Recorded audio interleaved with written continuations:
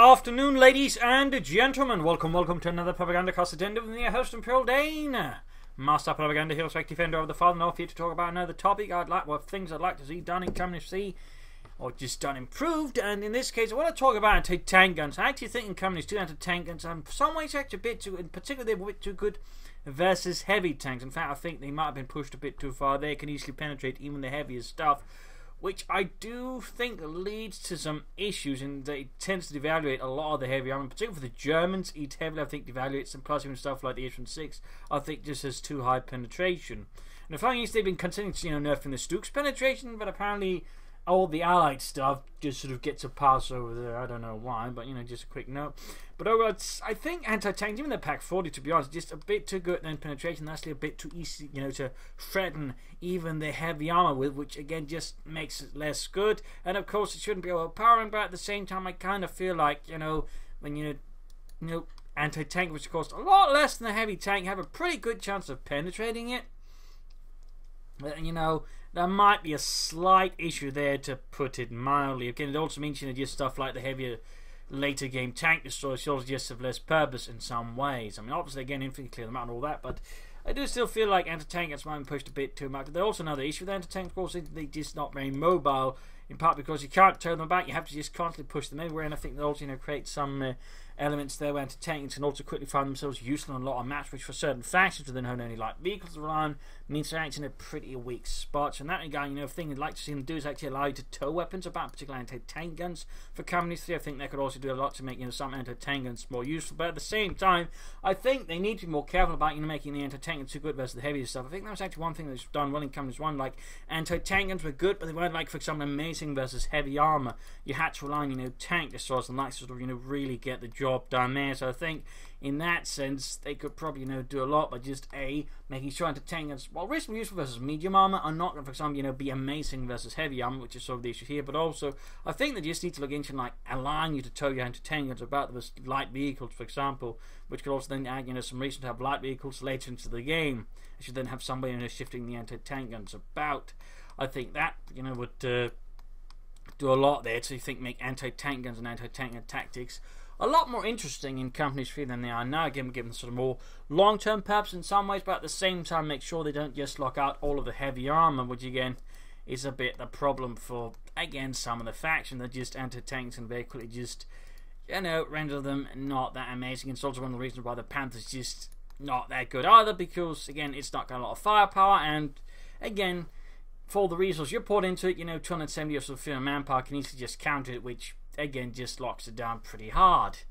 I mean, remember that match with Dave where just a 6-pounder gun quickly, almost on its own, took out a Panther too easily. It shouldn't be all possible tanks just to charge and clear anti-tanks, but at the same time, the thinking about anti-tanks, the actual war was, once they got spotted by a tank, they were usually dead meat. Anti-tank guns were not very survivable. It's one of the reasons why they were moved away from that, and the fact that, they were actually pretty difficult to move. You didn't have anything around to move them with. So, in that sense, it also, reflect actual history a bit more, that anti-tanks weren't just, these all ends to, tanks at times, at least the heavier stuff. Again, medium armor, understandable, but even, Tiger tanks, King Tigers and all that just quickly gets locked down. But to an extent, I feel like it's just, it doesn't create a very good flow in the game. And again, it just sort of penalizes players, in fact, going for them when, something that is much, much cheaper can easily just lock it down.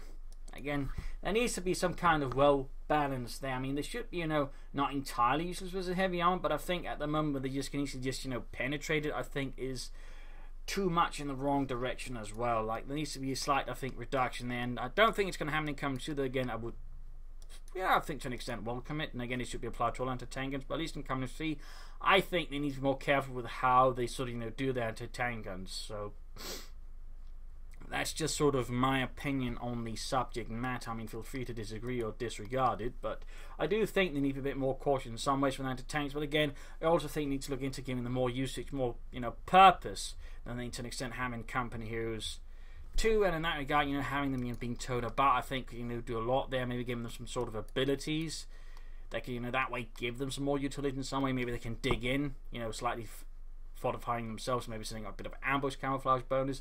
That could be a way. And also, we need to sort of avoid the whole anti-tank and about camouflage. That's just stupid and always gets abused. In this case, Communist 2 is like Kernevers, back in Communist it was, you know, Pack 38's just being creeped around with, you know, full cloak, and then they've just suddenly unleashed a killer barrage. That's, I mean, no matter how we look at that one's stupid. We need to stop it. If they have to camouflage, they have to stay static. I mean, you don't just bloody well move around a massive anti-tank gun, no matter how you look at it, you know, while it's camouflaged. Someone's going to notice that. Someone's going to notice that. So that one also needs to be dropped while we're talking anti-tank guns. I mean, and, you know, stop, you know, doing gimmicky anti-tank guns like KNF. And I suppose also the Pack 43. I mean, again, had it been turbo, they might be able to do more with the Pack 43 than it was in the game as is. So again, like massive anti-tank guns also needs to be looked into.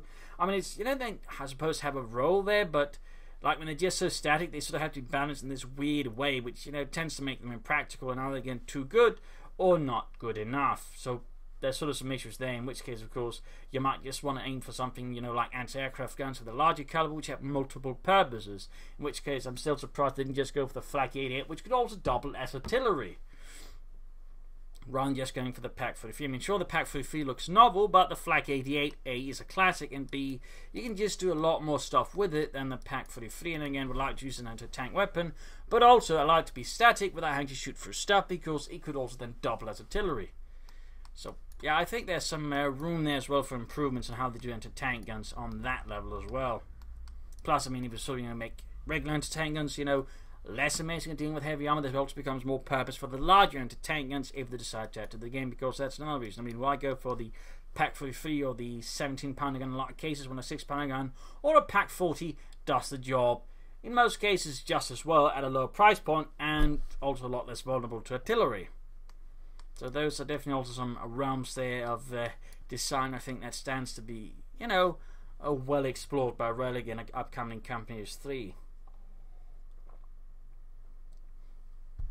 So I think that sort of largely covers my thoughts there. Overall, again, just to sort of sum it up, A, don't have anti-tanks that can easily penetrate heavy armor. 2, try to look into actually, you know, being towed about maybe with others, you know, weapons like flak guns or, you know, artillery pieces, at least some kind of artillery pieces.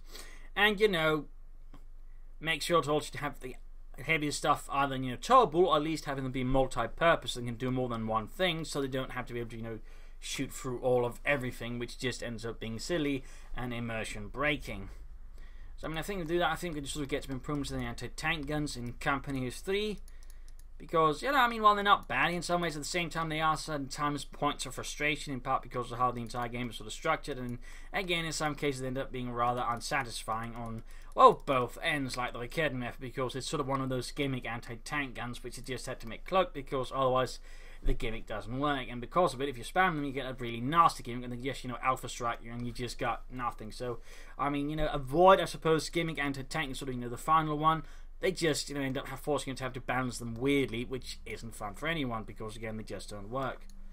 So there you go. I hope you agree with this video. I hope you like it. If you do, subscribe, like, share, comment on it. And if you like what I do consider donating or pledging on Patreon. It helps me out a ton, as I do this for a living, or at least attempt to. So every bit you can offer it would help me out a ton, and also allow me to keep doing this, because otherwise I won't have the time for it. So, something I have to get a job. So there you go. This is from Pearl signing off, and see you another time for another video. Cheers.